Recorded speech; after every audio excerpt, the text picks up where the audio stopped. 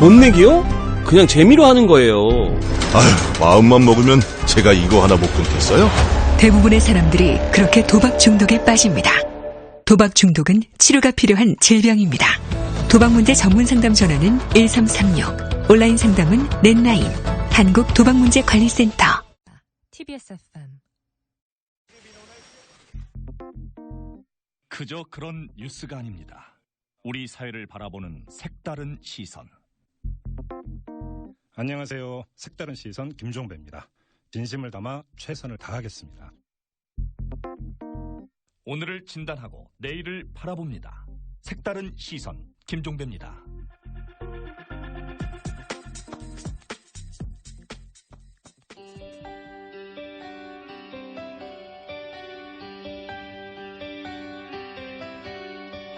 문제적 뉴스를 짚어보고 대안을 제시합니다. 새로 고침 대한민국.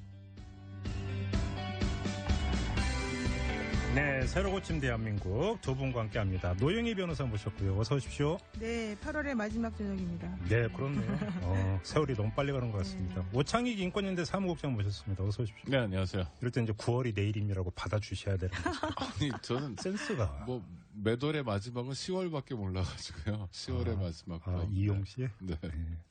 촌스러운 그 얘기입니다. 언제 때 노래인데. 지금도 나옵니다. 그게 국풍 80일 때 처음 나와. 그런 것 같습니다. 81년. 네. 넘어가죠. 오늘 몰카 얘기를 좀 해야 될 것 같은데 문재인 대통령이 몰카 단속을 주문을 했고 경찰은 이제 9월부터 집중 단속에 들어간다고 발표까지 했습니다. 그래서 저희가 좀 찾아보니까 급증한 건 맞아요. 그러니까 경찰청 자료를 보니까 2012년에 2,400건 몰카 범죄가 근데 2014년에 오면 6,623건으로 늘어나니까 이건 이제 그 걸린 거잖아요. 걸린 거. 검거된 거. 그렇지. 네. 걸린 거 기준으로 한 거니까. 근데 지금 2,400건에서 6,623건이면 거의 3배 가까이 뛰었는데 도대체 왜 이렇게 급증하는 걸까요? 기기의 발달 때문입니까? 뭐라고 봐야 되는 겁니까? 잘 모르겠는 질문을 갑자기 하시니까. 예. 근데 사실은 정말 잘 모르겠습니다. 그러니까 기본적으로 몰카 범죄라는 건 남성이 여성에게 하는 범죄 같아요. 그렇게 일반화해도 되는 거겠죠? 네. 그렇죠. 네. 여성이 남성에게 한다는 건 못 들어봤으니까 상식에 반하고. 네. 그러니까 대체적으로 남성들의 성인지력이랄까 이런 게 굉장히 부족한 것 같다는 거죠. 성인지력? 네네. 성 역할에 대한 오해가 굉장히 많다든지 예. 하는 게 이제 하나가 있을 것 같고 또 하나는 중요한 건 몰카를 할 수 있는 기기랄까요? 이런 게 굉장히 발달했죠. 일단은 네. 전 국민 손에 핸드폰이 하나씩 들려 있으니까 그렇죠. 고성능 카메라가 들려 있는 거. 요즘 신형 핸드폰의 화소가 뭐 어마어마하더만 보니까. 그렇죠. 네. 뭐 정말 화질도 좋고요. 네. 그게 하나 있는 것 같고 예. 또 하나는 예전에는 뭐 세운상가나 특별한 곳에서만 그런 몰카용 카메라를 팔았는데 지금 이게 굉장히 전면화돼 있고 또 인터넷 구입도 굉장히 쉽게 돼 있고요. 예. 그러니까 성인지력이 부족한 상태에서 여성의 신체를 들여다보는 것이 뭐 당연한 일은 당연히 아닌 범죄인데도 불구하고 변태행위죠. 근데 그런 욕구를 가진 사람들이 예. 쉽게 그런 욕구를 충족할 수 있는 상황이 됐다. 이게 몰카 범죄의 증가 원인으로 보입니다. 그런 욕구를 실현시킬 수 있는 조건이 예전과 달라졌다 이런 말씀. 네, 굉장히 이렇게 가까이 정리하면 있는 거죠. 되겠네요. 네, 그렇습니다. 노영희 변호사님 어떻게 보세요? 글쎄요, 이제 그동안에 그 몰카를 찍다가 걸린 남성들의 직업을 보게 되면 예. 현직 경찰관도 있었고 현직 판사도 있었고요. 맞아요. 뭐 헌법재판소 연구관도 있었고 뭐 로스쿨생도 있었고 뭐 수영 국가대표 선수도 있었고 대학생도 있고 택시기사도 있고 엄청나게 많은 의사도 있고 네. 이런 사람들한테 왜 당신은 그런 행위를 했습니까? 라고 물어보면 그냥 호기심이었습니다. 이렇게 말을 하거든요. 사실은 호기심이라고 하는 그 말로는 설명이 안 될 정도로 장기간 지속적으로 그리고 매우 은밀하게 이런 행위가 일어나는데 예. 실제 그 전문가들의 얘기를 들어보게 되면 이러한 상황에서 이분들이 예를 들면 스트레스 때문에 한번 찍어봤다. 호기심 때문에 찍어봤다라고 스스로를 합리화하는 것은 사실은 예. 자기 기만 행위이다. 이것은 심리적으로 본인의 행위를 합리화하기 위해서 심리적 안전지대를 만드는 것에 불과한 것이고 네. 실제는 이런 행위를 한번 하고 나면요. 이런 관련 충동 같은 것들이 3, 4년 정도 지속이 된다 그래요. 한번 성공하고 나면? 예. 그렇기 때문에 이런 이것도 중독이네 그러면? 중독이고 예. 이게 완전 그러니까 본인을 갉아먹는 행위라는 거예요. 말하고 싶은 것은 제가. 예. 그러니까 이게 지금 다른 여성을 피해자로 만드는 건 당연한 거고 예. 본인 스스로에게도 이것은 정말 본인의 정신 건강을 나쁘게 만드는 그런 병이다. 이렇게 인식하시는 게 맞을 것 같아요. 병이죠, 진짜 질병이라고 봐야 되는 거 아닙니까? 그렇습니다. 정상적으로 이해가 될 수 없는 정신상의 문제라고 봐야 되는 거 아니에요? 근데 이게 중독 증세가 있구나. 그렇죠. 그래요? 예. 3, 4년 간다고요? 그렇군요. 저는 내일부터 이제 경찰이 집중 단속을 하겠다, 한 달 동안. 근데 어떻게 단속으로요? 아니, 그 경찰은 수사 노하우가 많아서요. 단속도 꽤 합니다. 그러니까 실제로. 그러니까 저는 근데 요 대목이 좀 마음에 안 드는 게 네. 대통령이 2번씩 얘기했다, 여론이 들끓고 있다, 이럴 때 경찰이 흔히 내놓는 카드가 민생 치안 100일 작전 같은 걸 해요. 그렇죠. 근데 몰카 범죄는 뭐 다른 범죄도 마찬가지입니다만 네. 한 달 동안 집중 단속해서 될 문제가 아니고요. 네. 지속적으로 정말 범죄를 근절시키겠다는 의지를 가지고 해야 됩니다. 경찰이 그렇지. 이런 그 범죄 수에서 상당히 능력이 탁월해요. 그러니까 우리는 그냥 헛으로 보는데 지하철에 앉아 있는 사람이 카메라 조작, 핸드폰 조작하는 거 봐도 지하철 경찰대 분들은 저게 범죄용 몰카라는 게 보인다는 거예요. 메인 눈으로 보는구나. 네, 그렇죠. 행동 거지가 다르다라고 보는 그러니까 그렇죠. 그 조작하는 방식이 달라요. 그리고 그분들의 시선 처리 그렇죠. 처리 각도가 달라요. 뭔가 불안해하고 네. 그래서 실제로 검거를 많이 할 수 있다는 거예요. 문제는 네. 그러니까 노하우가 부족한 거나 또는 뭐 법률적 기재 장치가 부족한 게 아니라 의지가 부족하다. 그래서 우리 경찰에 몰카 범죄를 근절하겠다는 의지만 제대로 탑재하고 네. 한 달 동안이 아니라 네. 정말로 범죄가 근절될 때까지 더 이상 우리 사회에서 몰카 때문에 피해받는 여성들이 나오지 않도록 하겠다는 강철 같은 의지로 하면 아니 전 진짜로 예, 강철 같은 의지가 또 이럴 때 쓰이는 네, 거예요. 그럼 데모할 때만 하셨군요. 근데 그러면 예. 저는 몰카 범죄는 상당히 줄어들 수 있을 것 같고 노 변호사님 말씀하신 것처럼 범죄자들이 예. 이게 불법인지 뻔히 아는 사람들, 특히 법집행 공무원들이잖아요. 예. 그러니까 강력한 의지를 가지고 검거하면 확실하게 줄어들 수 있다고 봅니다. 근데 제가 참 깜짝 놀랐는데 네. 뭐냐면은 오늘 이제 자료를 찾다 보니까 네. 그 디지털 성범죄 아웃이라고 하는 그 활동을 하시는 분들이 있어요. 아. 이게 바로 이제 그 몰래 카메라를 가지고 이런 뭐 영상물 유포하는 이런 사람들을 잡아내겠다라는 네. 이제 개인적으로 하시는 분들인데 이분들이 지난해 11월부터 석 달간 국내 웹하드에 올라온 몰카 영상을 집중적으로 찾아가지고 경찰에 단속하고 신고를 했답니다. 아하. 그랬더니 경찰에서 뭐라고 하는지 아세요? 제발 10건씩만 신고하세요. 더 많이 하지 마세요. 힘들어 죽겠어요. 네. 이랬다는 거예요. 그리고 피해자도 이게 또 아닌데 왜 뭔 이렇게 많이 말이에요, 이게? 하세요? 그러니까 본인들이 너무 이걸 처리하기 너무 힘드니까 너무 많이 신고하지 말아라. 신고 들어온 거를 처리 안 할 수는 없고 또 처리하자니 너무 힘들고 그러니까 네. 그분들한테 아니 당신이 피해본 것도 아닌데 이렇게 열심히 하느냐. 제발 하지 마라. 이랬다는 거예요. 말이 되는 얘기예요, 그거? 실제로 그런 말들 합니다. 네. 아니 그래서 실제로? 정말 이 DSO라고 불리는데 이 활동가들이 예. 정말 거주지 관할 경찰서를 사람별로 쫙 나눠가지고 딱 10건씩만 나눠가지고 신고를 했대요. 그랬더니 그 이후에 더 기가 막힌 게 영상을 최초 유포한 사람 몇 명만 입건하는 식으로 정리가 돼버리더라. 그러니까 이게 정말 상식적으로 이해가 되십니까? 그러면 예를 들어서 그 유포한 사람 말고 그걸 보면서 또 즐거워한 사람. 그렇죠. 이런 사람도 같이 그렇죠. 단속으로 처벌을 해야 되는데 그렇죠. 싹 빼버렸다는 그러니까 얘기죠. 계속 전파 해가지고 예. 그걸 보면서 자꾸 다른 범죄 행위를 하려는 사람들은 다 빠지고 최초 유포자들 몇 명만 예. 본보기로 이렇게 처리가 되었다는 거죠. 노영희 변호사님 말씀을 듣다 보니까 오창익 국장이 강조했던 강철 같은 의지가 더 필요한 것 같은데. 그럼요.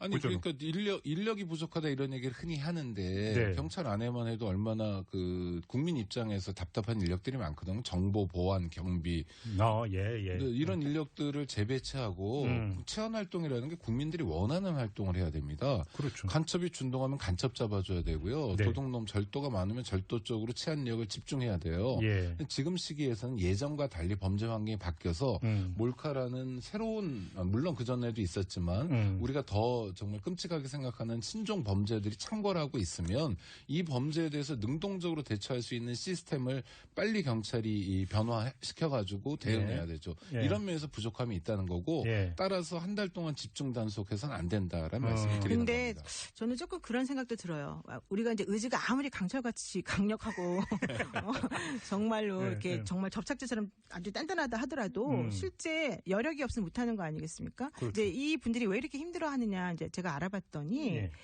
이 그 유통하는 유통망 그리고 처음에 서버 그다음에 어떤 식으로 올려서 그것이 배포되는 과정 이런 것들을 하나하나 찾아내기가 너무 힘들고. 아, 그래요? 예, 그래서 그 하나하나 찾아내가지고 왜냐면 이분들이 결국 웹하드 같은 데 올려가지고 그것들을 계속해서 불특정 다수에게 보여지게 하는 거잖아요. 그렇죠. 그래서 그 웹하드를 단속을 하면 되지 않냐? 그게 뭐가 어렵냐? 이렇게 제가 지금 그 질문 드리려고 했어요. 물어봤더니 그게 아니래요. 정말 이걸 단속을 제대로 하려면은 네. 실질적으로 그 아이디만 가지고 추적을 하는 게 먼저 시작이 필요하고 그 영상물 속에 있는 사람들 다 특정해야 하나하나씩 전부 다. 그래서 이게 정말로 불법인지 아닌지 문제가 있는지 본인의 의사였는지 아닌지 다 확인하는 작업이 필요하다는 거예요. 영상 속에 등장하는 네. 몰카의 피해자가 될 수 있는 그렇죠. 거죠. 근데 피해자인지 아니면 본인이 원해서 올린 건지 확인을 또 다시 해야 되기 때문에 그런 것들을 다 하나부터 열까지 다 찾다 보니까 너무 예. 힘들다는 거예요. 그러니까 강철 같은 의지만 가지고 안 된다. 이게 바로 그분들이 주장하는 근데 내용이었어요. 인력도 더 줘야죠. 그러니까요. 네. 지금 카카오톡으로 강석중 님이 문자 주셨는데 광진구청에서 전문적으로 몰카 단속을 오랫동안 진행을 했대요. 단속 건수가 0이랍니다. 제로. 몰카는 집중 단속으로 처리될 이슈가 아닙니다라고 이렇게 확신에 차서 문자로 보내주셨네요. 구청 공무원이신 것 같죠? 그렇죠. 예. 네, 수사권이 없어서 그런 거죠. 수사로 해야 됩니다. 이거는 5년 이하의 징역에 처하는 명백한 범죄고요. 네. 영리를 목적으로 하면 7년 이하인가 그렇죠. 그러니까 명백한 범죄이기 때문에 수사로 접근해야 될 문제입니다. 저는 조금 궁금한 게 이분한테 여쭤보고 싶은 게 광진구청에서 전문적으로 몰카 단속을 오랫동안 하셨다고 그랬는데 네. 구체적으로 어떻게 하셨는데 그 그러니까요. 단속 건수 0건인지 좀 그러니까 궁금하거든요. 좀 그 강석중 역시 이 방송 그거 듣고 좀 계시니까 좀 올려주시면. 카톡으로 네. 문자 보내주실 것 같은데 좀 더 구체적으로 경험담을 좀 보내주시면 저희가 이야기를 나누는데 훨씬 좀 도움이 될 것 같습니다. 기다리고 있도록 하겠고요. 저는 몰카 범죄가 또 고약한 게 네. 제가 오늘 아침에 어디서 강의를 하는데 강의 들으시는 분들이 굉장히 많이 녹음을 하시더라고요. 양해도 안 구하고. 근데 그게 사실은 익숙한 장면인 게 또 어떤 경우는 녹음하는지도 모르겠어요. 그냥 핸드폰 꺼내 놓으면. 그래서 종종 그 강연에서 이제 그 많이 나오죠. 뭐 그러니까 서울의대 정신과 교수가 뭐 뉴스 환자들 타는 경우가 비하했다든지 많죠. 뭐 이런 네. 것들 나오죠. 그런데 그거는 그래도 강의니까 이 그렇죠. 청중을 상대로 해서 조심하고 문제될 발언을 미리 강의 준비도 하고 이런 거 아닙니까? 네네네. 근데 몰카 촬영은요. 정말 한마디로 얘기하면 저 젊은이들 표현대로 훅 들어오는 거거든요. 어떤 여성이 네. 아무리 몸가짐을 자기가 조심한다고 해서 몰카 범죄 피해자가 안 되는 게 아니에요. 그렇죠.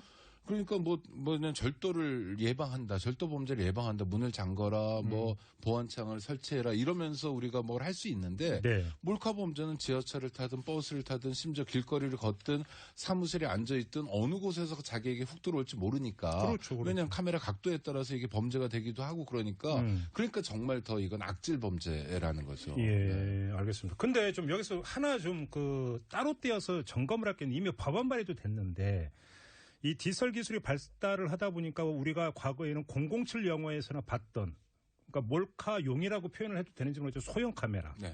그러니까 이런 몰카로 이용될 수 있는 어떤 그 기기라든지 이런 것들을 제작 유통시키는 거에 대해서 단속을 하겠다라는 법적 근거를 마련하겠다라는 건데 이건 어떻게 봐야 되는 겁니까?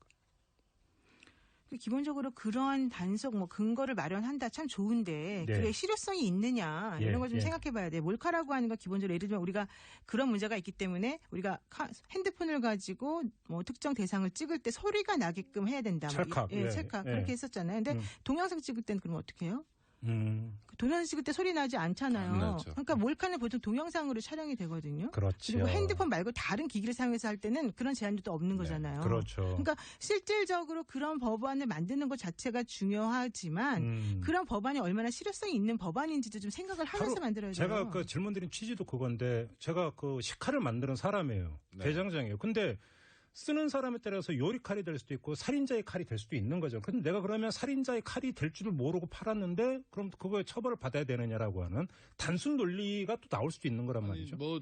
저는 볼펜이나 만년필, 라이터, 하여튼 이런 시계, 이런 곳에 카메라를 장착하는 건. 그건 의도가 뻔하다? 네, 불순한 의도여서 단속하는 건 좋은데, 노 변호사님 말씀대로 실효성이 떨어지는 거죠. 예. 이를테면 국내에서 단속하면 해외여행을 지금 이렇게 활발하게 많이 하는데, 나가서 사와도 되고, 그러니까 저는 뭐냐면, 네. 촬영 자체를 막는 거, 물론 노력은 해야 되겠지만, 촬영 자체의 길목에서 몰카 범죄를 근절시키겠다는 건 좀 쉽지 않을 것 같아요. 그래요? 굉장히 은밀하게 진행되고, 그러니까 이 기기를 막으면 다른 기기로 가고, 그건 얼마든지 저 범죄자들은 다른 출구를 만들어낼 테니까. 풍선 어딘가 하나 그렇죠. 불어오른다. 근데 문제는 이 촬영한 다음에 그냥 자기가 가지고 있는 것만이 아니라 네. 웹하드를 통해서 유통시킨다든지 뭐 이런 게 더 큰 범죄이고 문제인데 그렇죠. 그렇다면 저는 국가가 개입할 여지가 충분히 생긴다는 거죠. 그럼 길목에 앉아 있으면 가다가 걸릴 수밖에 없거든요. 네. 그러니까 단속도 물론 뭐 지하철 경찰대 등을 통해서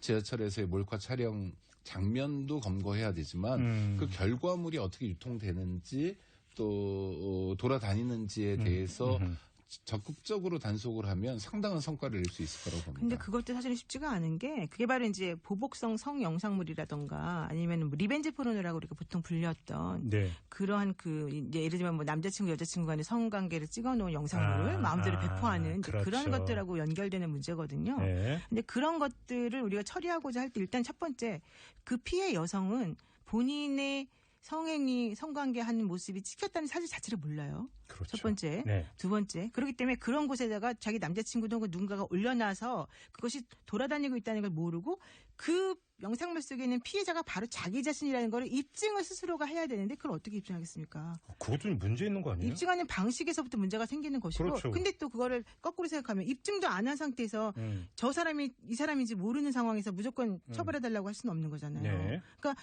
그 여성들이 남성들이 올려놓은 그 촬영물 그런 영상물을 접근하기가 쉽지가 않고 첫 번째 접근했다 하더라도 금방 사라지고 접근했을 때 그 영상물 속에 있는 사람이 나라는 걸 내가 입증해가지고 경찰에 신고를 해야 되고 여러 가지 너무 복잡한 일이 벌어지는데 그 과정 중에 또 너무너무 2차 피해, 3차 피해가 양산이 되고 이런 악순환이 계속 벌어지고 있다는 거예요. 아니, 지금 말씀 듣다 보니까 좀 불합리한. 그러니까 내가 피해자인데 몰카의 피해자인데 그 입증은 그렇게 중요한 건 아닌데 내가 피해자로서의 지위를 갖지 못하면 뭐 고소가 아니라 고발도 있고 아까 그 단체에서 해주시듯이 여러 가지 방법이 있는데 저는 그러니까 예를 들어서 2차 피해, 3차 피해의 가능성들이 있어요. 네. 이를테면 그런 뭐 이렇게 자기가 나와도 자기가 다시 보기 민망한 장면을 다른 사람과 본다든지 특히 그것도 뭐 경찰관이 남성이라든지 하면 되게 민망하죠. 그걸 네. 다루는 부서가. 지금 우리나라 경찰의 여성 경찰이 10% 정도밖에 안 되는데 훨씬 더 많이 늘어야 되거든요. 물론 예전보다 좀 늘었지만. 그래서 뭐 이를테면 국가가 그러니까 시스템을 굉장히 정교하게 고민하면서 다듬어야 된다는 거죠. 그래서 그런 문제, 몰카 범죄를 단속하거나 신고를 받거나 처리하는 부서에는 여성 경찰관들이 집중적으로 배치되고 이러면서 피해자들이 자기가 피해를 당한 것만으로도 억울하고 분통 터지고 때론 죽고 싶을 심정이 드는데 그렇죠. 자기 피해를 자기가 입증하고 그것 때문에 2차, 3차 피해까지 각오해야 된다면 그렇죠. 이건 너무 고약한 거니까 그걸 줄일 수 있는 방법을 주로 경찰이 심각하게 고민했으면 하는 바람입니다. 근데 제가 지금 한 가지 좀 꼭 말씀드리고 싶은 게 있는데 지금 말씀하신 중에 입증이 어렵지 않다. 뭐 고발하면 되는 거 아니에요? 이렇게 말씀하셨어요. 근데 사실 그렇지가 않아요. 왜냐하면 예를 들면 제 영상물이 돌아다닌다고 생각을 해보세요. 그럼 제가 뭐 우연한 기회에 그걸 알게 됐어요. 그래서 그 영상물을 찾아요. 그 영상물을 올린 사람이 누군지를 몰라요. 일단 첫 번째로. 그렇죠. 그런 다음에 영상물 속에 있는 인물이 나라는 걸 제가 막 주장을 해가지고 가져가요. 그러면 상대방 뭐라고 하냐면 이거 화소 너랑 비슷하게 생겼지만 정말 너인지 아닌지 어떻게 하냐. 그렇게 말을 해버리는 거예요. 상대방 입장에서. 그러면은 경찰이 이 사람하고 이 사람하고 동일 인물이라고 하는 것을 뭐 예를 들면 DNA 검사 같은 걸 할 수 있으면 참 좋겠지만 이거 영상물이잖아요. 그렇죠. 영상에 나오는 그 사람하고 나하고가 정말 같은 사람인지를 물론 요즘에 이제 화소가 좋고 뭐 그러니까 옛날보다 쉽겠지만 그 어쨌든 간에 그럼에도 불구하고 CCTV 같은 데는 촬영하면 잘 안 보이거든요. 그렇죠. 그런 경우 사실은 안 찾을 수가 없어요. 첫 번째로는. 두 번째로는 이 피해자가 직접 신고하는 게 아니고 만약에 경찰이 단속한다고 생각해 보세요. 경찰이 이제 뭐 예를 들면 예컨대 예전에 소라넷 같은 그런 사이트에 들어가서 보려고 해요. 그래서 딱 영상물 봤어. 아 이건 분명 문제가 있는 영상물인 것 같아. 그래갖고 남자를 불러요. 이거 당신 이거 누구랑 해서 찍은 겁니까? 잘 기억이 안 납니다. 이렇게 말해요. 그럼 이제 그 여성을 딱 찾아가지고 자기가 특정을 해야 되잖아요. 그 경찰이. 그럼 그 여성의 얼굴만 보고 어떻게 특정을 해요? 첫 번째. 그렇죠. 또 여성의 얼굴을 가지고 뭐 여러 가지 남성을 이렇게 자꾸 추궁해서 특정했다고 칩시다. 여성을 불러요. 이거 당신입니까? 그 여자분이 나예요. 이렇게 말할 사람이 없어요. 그렇지. 그러니까 그렇지. 이런 여러 가지 것들을 구체적으로 생각을 하다 보면 실질적으로는 제대로 이루어지는 게 없다는 거예요. 자, 여기서 좀 갈라서 이제 그 경찰의 행정 측면이 있고 그와 함께 좀 입법을 통해서 뭔가 좀 강화가 돼야 된다는 그런 어떤 거가 있을 수가 있을까요? 저는 입법에서 뭐 찾을 수 있는 건 찾되 실제로 뭐 아까 그 보복성 포르노나 이런 거 말고요 몰카로만 집중하면 뭐 5년 이하의 징역이고 또 영리 목적 7년 이하의 징역이니까 결코 nap진 않아요. 네. 그런데 문제는 예. 실제로 보면 약식 명령으로 벌금이 나오는 경우가 굉장히 많아요. 처벌이 약하다. 물론 강력하게 처벌하는 게 능사는 아닌데 이를테면 초범인 경우도 있고 너무 어린 뭐 학생이어서 진짜 철없이 앞으로 그러지 마 이렇게 야단치고 끝낼 정도도 있고 그렇지만 앞서 말씀하신 명백하게 범죄인지 아는 판사나 헌법재판소 재판관이나 경찰관이나 이런 사람들은 정말 강력하게 처벌해야 되거든요. 네. 그런데 그 대체로 이게 누범이 아닌 한은 벌금형으로 그치고 있어요. 초범이면? 아니 초범이 그러니까 초범이어도 그렇고 재범도 벌금인 경우가 있고요. 그래요? 벌금 액수가 조금 늘어난다는. 그러니까 저는 법은 있는데 그게 실제로 운용이 잘 안 되는 측면이 있다. 양형에서. 그래서 이 검찰이나 법원에서 좀 애써줘야 될 텐데 이게 얼마나 심각한 범죄인지에 대한 인식이 우리 검찰 법원이 좀 부족하다라는 생각도 들어요. 대수롭지 않게 생각하는데 약간 좀 과장되게 그러니까 얘기한다면 그 피해가 뭐냐 그 뭐 신체 일부가 이렇게 뭐 찍힌 정도인데라고 멈추는 건 아닌가. 그렇죠. 문제가 있죠. 피해자 특히 피해 여성 입장에서는 평생 가는 거에 상처일 수가 있는 건데 그렇잖아요. 네. 노영희 변호사님 어떻게 생각하세요? 그래서 일단 이제 두 번째로 생각해 볼 수 있는 그러면은 그 해결 방식은 방통위 같은 곳에서 한번 그런 유포한 영상물을 게시해주는 웹하드 업체라든가 네. 뭐 포털 사이트라든가 이런 곳에다가 좀 더 강력한 책임을 묻게 하는 건 어떤가. 좋은 방법. 그거는 아주 좋은 방법이지 않습니까? 그런데 또 그렇게 하기에 법리적으로 조금 어려운 부분이 있는 것이 그런 업체들 입장에서는 우리가 사실은 이 모든 영상물을 다 관리할 수가 없어요. 그렇죠. 다 확인할 수가 없어요. 또 두 번째, 내가 올린 것도 아닌데 내가 무조건 이것을 전부 다 관리 못했다는 책임을 나에게 묻는 건 너무 심한 거 아닙니까? 이런 식의 그러니까 그 얘기들을 사이트 하죠. 운영자라 하더라도 예를 들어서 난 몰랐다. 엉뚱한 놈이 엉뚱한 사람이 들어와서 그냥 나도 모르는 새에 올려버렸다. 네, 그래서 이번에 이제 방통위에서 지난 8월 14일부터 23일까지 열흘 정도 이제 단속을 한번 해가지고 문제가 있는 것들에 대해서 형사처벌도 하고 즉시 삭제 조치도 하게끔 했는데 방통위 같은 경우에도 인력이 모자라기 때문에 그걸 다 할 수가 없다. 방통위 얘기 자체가. 그리고 이렇게 아까 말씀하신 것처럼 한 달 단속한 게 무슨 의미가 있냐. 이 사람들이 열흘밖에 단속 안 했거든요. 그런데 불구하고 이걸 제대로 처리하기가 너무 힘들다. 이런 얘기를 계속해서 하세요. 그런데 앞서 그 노영희 변호사께서 이 사람들을 보면 거의 병증이고 그렇죠. 거의 중독 증상이 나타난다고 했는데 그러면 처벌을 강화하는 것만 갖고 되겠느냐. 라고 하는 어떤 상당히 효과적이죠. 오히려 처벌 강화가? 일벌 100개가 필요한 대목이 있는 거죠. 예. 네. 그러니까 정말 아주 심각한 중증 정신 질환이라면 어떤 처벌이 있더라도 카메라를 들이댈지 모르지만 사람이 그렇게 단순한 구조는 아니거든요. 그러니까 벌금 200만 원이 나오냐 아니면 징역 2년이 나오냐는 사뭇 다르기 때문에요. 그러니까 어떤 경우에는 모든 경우는 아닙니다. 물론 뭐 중학생이 그런 것까지 다 뭐 교도소에 보내야 되느냐 말도 안 되지만 어떤 경우는 일벌백계가 중요하고 또 하나는 저는 웹하드에 있던 어떤 인터넷 공간, SNS 공간에 막 그런 게 돌아다닌단 말이에요. 근데 인터넷 장의사란 개념이 있는데 보니까 뭐 500만 원, 1000만 원, 어떤 경우 2000만 원이나 내야 그걸 지워준다는 거예요. 그러니까 그런 업체가 또 생겼더라고요. 그래요? 이거야말로 국가의 책무였으면 좋겠다는 거예요. 그러니까 뭐 업체는 우린 잘 몰라서 스크린할 수가 없어서 그렇다 치더라도 분명히 있는 것에 대해서는 본인이 요구하면 본인이 2천만 원 또는 500만 원씩 내고 할 수는 없으니까 최소한 지우는 역할이라도 좀 능동적으로 하자. 그러니까 우리 사회가 몰카 범죄에 대해서 어떤 부분에서 취약하다는 걸 인정하고 좀 안전장치들을 만들었으면 좋겠고 그것이 국가가 해야 될 본령이라고 생각합니다. 그래서 그 여가부에서 이제 그런 제안을 하고 있습니다. 실질적으로 그렇게 유포한 사람들을 엄격히 처벌하고 그 사람들에게 영상물 삭제 비용을 대게 하자. 그런 얘기를 하고 있어요. 근데 유포한 사람이 돈이 없다고 버텨. 그런 경우는 어떻게 해요?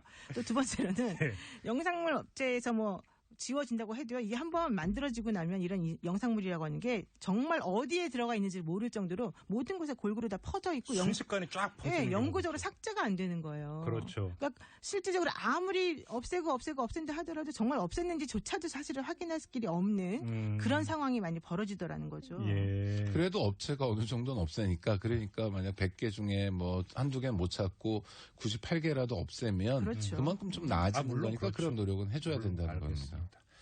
지금 여러 곳곳에 지금 구멍이 뚫려 있고 보완책이 필요하다라는 이야기로 다 집중이 되고 있는데 여기서 잠깐 돌발적으로 좀 범위를 넓혀갖고 제가 길거리를 가고 있습니다. 그러니까 우리가 오늘 이야기했던 몰카의 범위보다는 훨씬 더 범위가 넓은 건데 요즘 뭐 카메라나 내지 저기 핸드폰으로 그러니까 뭐 찍는 분들 되게 많잖아요. 물론 그 사람은 범죄적 차원의 몰카인데 찍었는데 제 얼굴이 거기 찍혔어요. 그리고 거기 인터넷에 돌아요. 초상권 침해일 수가 있지 않습니까? 예를 들어서 네. 이런 경우는 어떻게 봐야 되는 겁니까? 그것만이 아니라 CCTV 있죠. 그러니까요. 자동차에 한 대씩 카메라 다 달려 있죠. 그렇죠. 그러니까 도대체 그 촬영이 가능한 카메라 대수가 전국에 얼만큼 보급되어 있는지 통계도 없고 알지도 못하죠. 네. 언제나 카메라에 노출되어 있는데 네.